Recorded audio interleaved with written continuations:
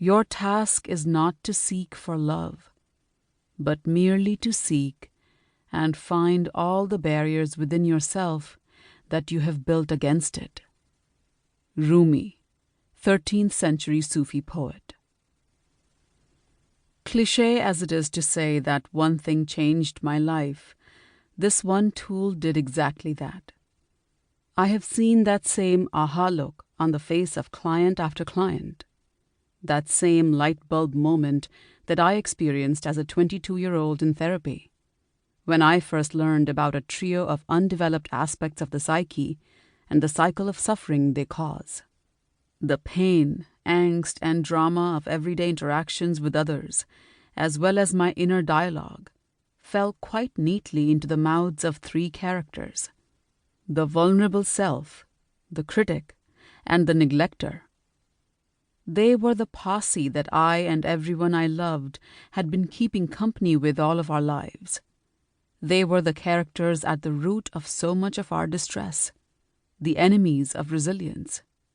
Known by a variety of names, such as the drama triangle, the victim triangle, or ego parts, or, as I eventually came to use it in my therapeutic work, the cycle of suffering. This triad represents a dysfunctional internal family system that colors how we respond to our own feelings, how we communicate or don't communicate our needs, and whether we feel like we are powerless or have agency over our lives. Modern neuroscience tells us that most of our wiring for resilience and our sense of self gets put into place by age 3. So these roles we fall into, in order to ostensibly care for ourselves, are frequently the direct result of the dysfunctional patterns we picked up from our family dynamics and how we were parented. These effects are often heavily exacerbated in families with histories of trauma, addiction, and high levels of socioeconomic stressors, underlaid by systemic inequality and oppression. This chapter will provide you with an overview of the cycle of suffering, outlining the key concepts associated with the roles of vulnerable self, critic, and neglector. We'll also explore how these three roles intertwine to create a perpetual downward loop into stress, helplessness, and lack of thriving in our lives, the very opposite of the resilience we want to cultivate.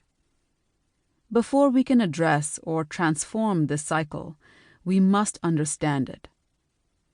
The cycle of suffering model is based primarily on the work of renowned clinician Eric Berne, the father of transactional analysis, and his student Stan Karpman, MD, who first coined the term drama triangle in 1968 and broke it into the three roles of victim, persecutor, and rescuer.